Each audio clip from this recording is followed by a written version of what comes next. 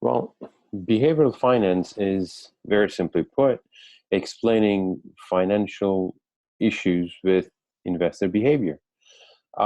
It's one of the issues that I really do enjoy, and I do have publications in this. My most recent one is the increasing return response to changes in risk, published at Review of Financial Economics, and it's forthcoming. So it really is about how certain financial issues can be explained by investor behavior. For instance, there's I'm sure that you've read it already in your textbook, the age theory that based on a person's age, you can actually tell what type of a portfolio he or she will have. If you're young, you're more prone to investing in um, riskier stocks, more on the stock side. And if you're older, then you're more than likely will have less risky investments, larger companies, if at all, any equities, but mostly bonds and treasuries, low yield but low risk instruments. And this is basically just based on the investor's behavior towards risk. So there are different behaviors, obviously, but the one that I kind of liked is about how we, as individuals, respond to risk when it comes to returns. So let me actually skip to the part where we talk about the actual price response to changes in risk. So we argue that investors' risk return behavior changes when risk is above the usual level. So think of it like this. Say you're driving a car at an 70-mile zone, and you're driving 70 miles. Well, that is the speed limit, and you're driving at the speed limit, and you're behaving normally. You're probably calm and driving your car. But now imagine that you're driving the same 70 miles per hour in a 30-mile zone. Now you are significantly above that speed limit, and you're pretty much very prone to an accident at any moment, and it's significantly illegal, and you are probably more prone to overreact to single events. So if you were to face a change in the circumstances, something happens in the car, something happens in the road, something happens in your overall circumstances. When you are at a higher risk, your behavior will change. Meaning, if you're driving 70 miles per hour in a 70-mile zone, that change in circumstance, you will have a certain reaction. However, if you're driving 70 in a 30-mile zone, then the same change in the circumstance, your reaction will be significantly different. So this behavioral change or behavioral trait will have its implications in your investing. So it is established that investors, in fact, overreact to events. We know this. It's also evident that investors' risk aversion changes based on habits and overall risk levels.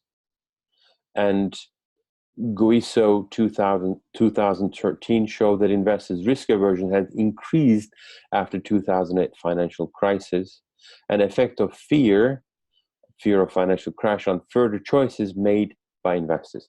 So think of it like this. Going back to driving a car analogy, if you are prone to or expecting a significant event, then your perception of risk will differ, and therefore your reaction to changes in the circumstances will be significantly different.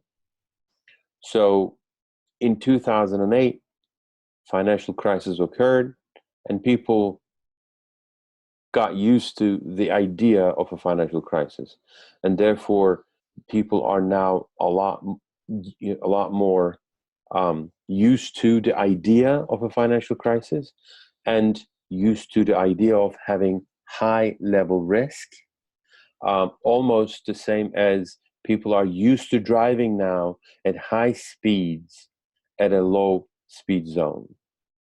So having this used to will make investors more prone to taking higher risk or less risk averse, given their past experience. So behavioral sciences offer evidence to this effect with respect to behavior for health risks, right? So Brewer argues that individuals' perception of higher risk leads them to seek protection, for instance, vaccinations. This evidence is supported by Holt, who show that the payout has a direct impact on the risk choices of individuals.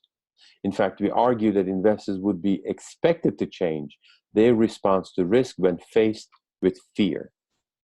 You see, this is all about investors' behavior. And based on that behavior, we can predict what type of return response people are going to give, price response, buy or sell, price response, given the level of risk change.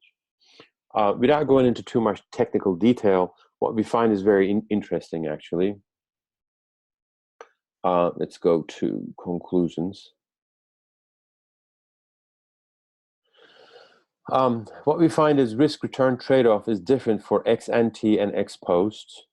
And based on the yield theory for stocks, would explain the conflicting and mixed results in the literature with respect to the risk and return, especially under high risk and low risk circumstances. An investor's mode of response changes with higher than usual risk levels. It is very similar to driving. At higher speeds, we become more alert, more ready to react, and our response would increase. An investor's reaction to increases in risk is the same. At high levels of risk, we become more responsive. Now, another paper, this one right here, is based on this very same model. And what I'm arguing now, or what we are arguing now, is that the NYSE, New York Stock Exchange, should actually change their circuit breakers, the mechanism in which the market stops trading at very high or very or really significant drops or increases in the market up to 10%. So especially the drops. So when we have the market drop 10%, trading stops, halts for 5 minutes, 10 minutes, and so on and so forth. So what we're arguing is, since at higher risk levels investor behavior change, the circuit breaker at New York Stock Exchange should also include the risk levels of the market within their circuit breaker decisions. So all of this is based on investor behavior. So this is just a simple example of how investor behavior of returns as a response to changes in risk determines a certain investment behavior.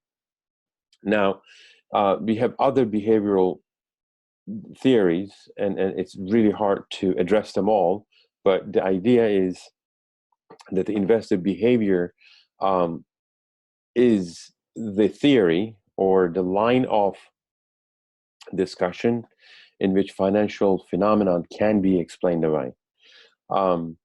So for instance, there is a theory that talks about how people get used to risk. It's very much like boiling a frog. You don't, if you shock the system with a significant spike in risk, then people will shy away from taking risk. However, if the risk were to increase slowly but surely, but you give people time to get acclimated to the higher levels of risk, then people will be willing to take that risk.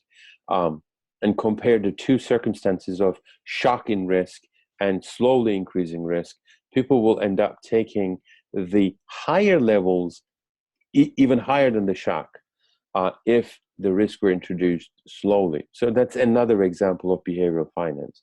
So behavioral finance is explaining financial phenomenon or problems or theories with investors' behavior.